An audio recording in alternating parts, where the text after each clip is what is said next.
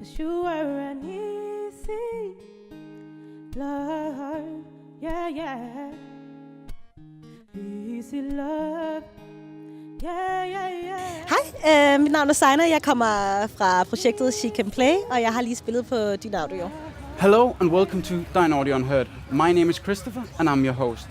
Our next guest was forced to choose an instrument when she was 6 years old. Now, the guitar is her chosen weapon. Zaina, Yes, thank you for joining me. Thank you for letting me be here. It's You nice. you got a little bit of time over in the studio, right? Around 15 minutes. Yeah. We kind of ran into some power trouble, Yeah, and I know that must have been a bit stressful. it was actually a lot stressful, and it kind of had an impact on my music. So Yeah, of course. too bad, but it was a lot of fun. Yeah, and I know we're working hard on finding you a new time, and I think that Christina found you a one she found me tomorrow, one. right? Yeah, tomorrow That's night. going to be good. Be there. Because we, as I said to you after you came out of the recording studio, people started, pulling up chairs, and you kind of know that's when you have something good going, Okay, right? great. I love that. It warms my heart when I hear stuff like that, because sometimes you're not sure, and in this case I was not sure of the sound. Yeah. I was in a bit like I was not used to being in a studio like this, Yeah. so it was hard for me to like relax and understand how the music was like perceived by the audience. And it's a stressful situation, right? Because you're in there, okay, you obviously want to perform your best, and you get this.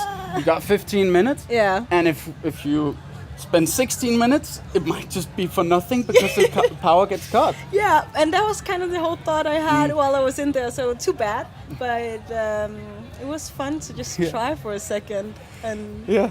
play a few songs. As I said in the intro, you were kind of forced by your mom to choose an instrument when you were 6 years old. Sure. Can you talk a little bit about that? Yeah, when I was a little girl, my mom told me for Christmas that I could choose an instrument. Yeah. That was my gift. Great, I said. Which one can I choose? And Yeah. she gave me the choice of, back then it was like, I think it was drums and the flute and something whack. I don't even remember. Yeah. I think it was the trumpet. Nothing wrong with the trumpet one, but when you're 7 years old, you don't want to You play don't want that. to play the trumpet, no. No, so my sister chose that. Yeah. And I chose the flute. I wish I had chosen the drums. That Yeah. could have been pretty awesome. So that's where it started. And then year after year, I had to rethink if I wanted to keep on playing this instrument. And my mom always gave me the choice to switch over to something else. Yeah. So I have been through a few instruments in time. The flute and I don't even know what it's called in English. The harmonica. Yeah, is that the real name for it? Harmonica? So it's that harmonica.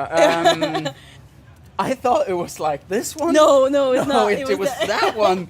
Oh yeah. Yeah. Because I thought, this is pretty embarrassing, but that one is Okay. No offense Yeah. to people who are playing the No. that But kind I guess when you're 7, 8, 9 years old, and you're forced to play that, Oh. it's hey friends, this is what I'm playing now. I can't play today. I have to go Yeah. and practice my harmonica.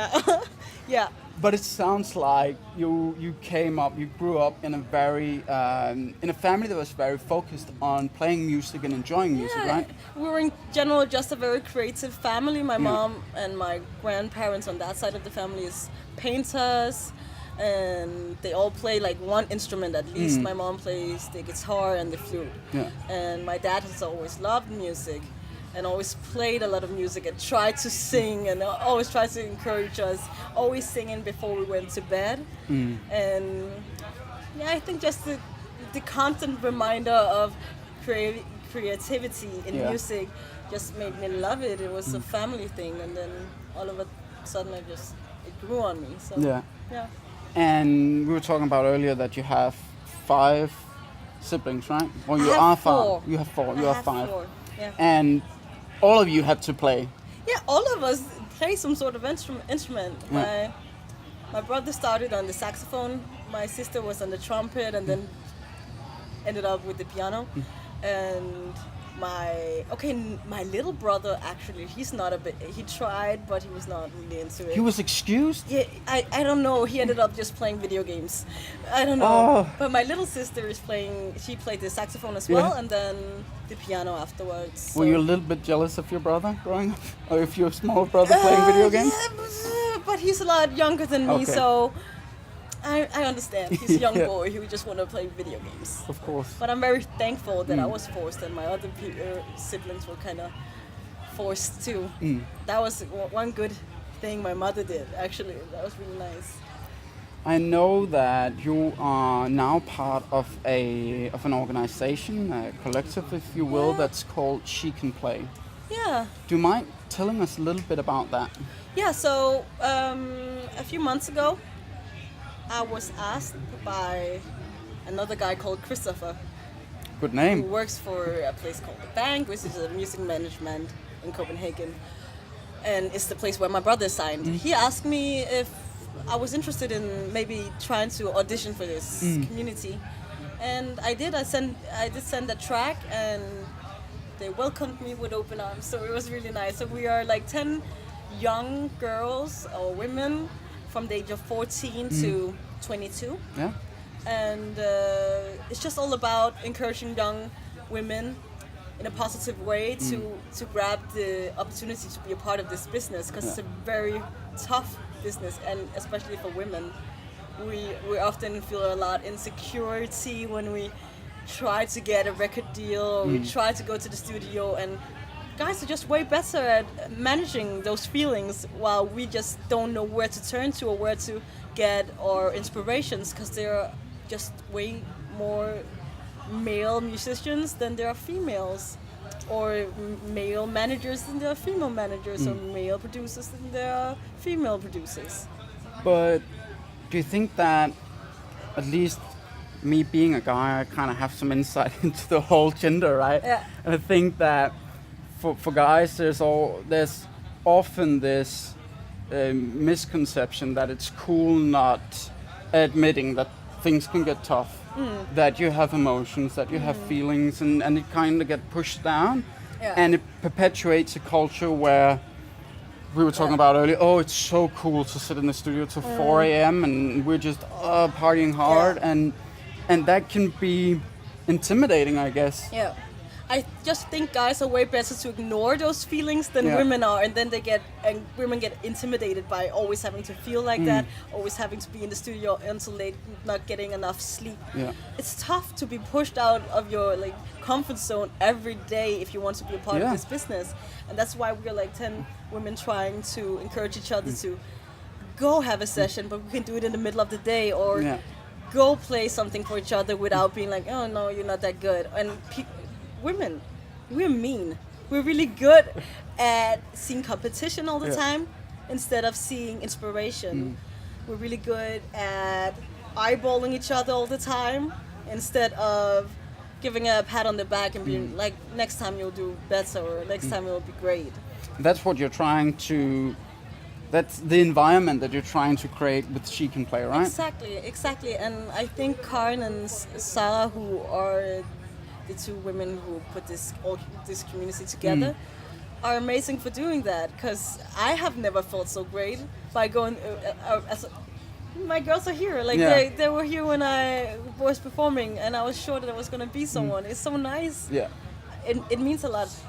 And it's having support also means that you have a foundation from where you can grow, right? Exactly. And I think that's important to everyone. And then, I'm not a musician myself, but I imagine, and from the things that you hear about the business, that it can be tough and it can be intimidating to be in. So having that foundation in place. I get something from these girls that I don't get from my other girlfriends, because they are not musicians. They don't. Most of them have not tried anything close to the business. Maybe some of them play the piano a bit, but they have never tried it. And most of these girls have tried just getting in touch with the business, and have tried being let down by the business. So it's really nice to share our experiences and learn from them instead of just going home crying every time. Because I can try and imagine But there's such a big difference from imagining something to actually having experienced it, right? And having someone who can relate, that's just always a big bonus. Yeah, and we see each other as inspirations because these girls are really, really good. They're really amazing, and their music is really nice. We're all playing, by the way. Yeah. Except one, but we're here to support each other, so it's gonna be really nice. And you're here for how many days? We're here until Thursday morning. Okay. We'll go back. And the four of you are coming into our recording room tomorrow? Yeah. Yeah, it's gonna be cool. Yeah, it's gonna be really nice. You were talking a little bit about how tough it can be coming up in the music business as a young woman. Do you mind going a bit into that again? Talking a little bit about some of the obstacles that you face along the way? Yeah, I think, or at least for my case, I had a hard time stepping down and saying enough is enough. It was really tough for me because I didn't have any experience. So every time I met someone from the business who've been there for years, I was really intimidated. And I forgot maybe where my boundaries were and what I wanted to do. Because like for most of the time you just think they know better than you do. And then you end up crying at the middle of the night because things are not the way you want it to. Your music is not real anymore. Somebody else takes your music, whatever. Stuff like that happens. Yeah. And it's not fun, ever. It shouldn't be like no, that. I was at a point where I was like, nah, I'm not going to do this because every time I want to go perform, every time I want to go in the studio, people are eyeballing and people are not being that nice, but they see money, they see opportunities or no opportunities. If they're like, nah, we don't think you can be an artist, they will ignore you for the person you actually am. So instead of seeing a person, they will see, is there any money in this, or should we just push her to the side and take somebody else in? I've tried like having songs, I wrote some songs once and they were given to someone else without my consent. So that must be heartbreaking. It was heartbreaking. It was heartbreaking. It was the worst thing that ever happened because I'm still in the process of seeing music as a product instead of something like poetry or something like that is very close to me. But do you think that it can ever be that when you're connected to your own... Sometimes I think it's healthy and important to let go of your songs, and sometimes I would love to be a songwriter for someone else, but it should be with my consent. That's obviously all. That's all I'm asking. Yeah. But sometimes if you're in a business where they have the upper hand, of course, because they're more professional, they know more about law and contracts. You just get lost, and so all of a sudden somebody else is singing your songs. Yeah.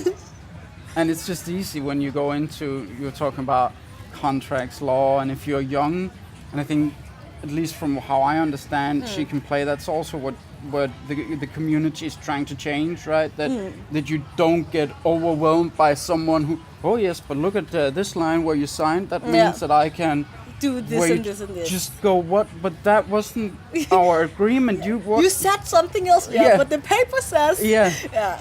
And that happens a lot. You instead of women, or at least I usually just want to trust the word of a person, and I forget that it's business, and I forget that everybody says shit just to get money out of it or get something else out of it. Instead of just seeing you as a person, they just don't give one.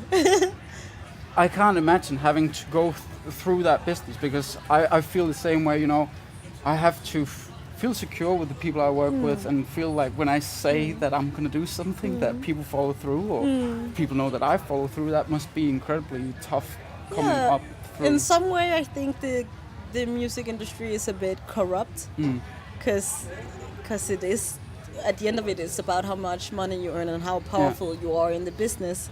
And there are some people at the top of it, and most people just want to please them. But I don't know if I want to just do that and then lose the purpose of being a musician For example, if I want to play my songs, and then all of a sudden, if I had a manager, he would tell me, let's try to sing somebody else's songs. Let's make a hit. Let's make a pop song. And I don't want to make a pop song. Then all of a sudden, you're bound by some contract maybe or something like that. And that's stuff that frightens me a lot about stepping into the business, because maybe you end up being something else than you originally started being, right? Exactly. All of a sudden you stand on a stage in some whack outfit and singing some song that you can't even relate to. Yeah, exactly. I mean, it must also be when you're writing your own music. You described it as poetry before, right? It has a connection to your identity. Exactly. And when it then gets corrupted in a way by, okay, so this might be your identity, but we need to make X amount of money for the next album, so now you're singing pop. Yeah. That must feel like being, in some way, and it's a strong word, but sort of violated a little bit. Exactly, because you're not seen as the person you are, and that's the thing. You don't, in the industry, it's very hard to see people as the person they are or the way that they want to be. They just want to maybe fit them into a box and then make them do something so it makes a lot of money. And I don't think that's my purpose. No.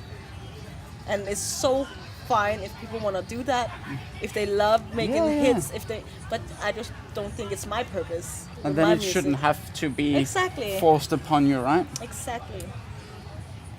Zaina, if you had to give a couple of tips, pieces of advice to young women starting out in music, what would it be?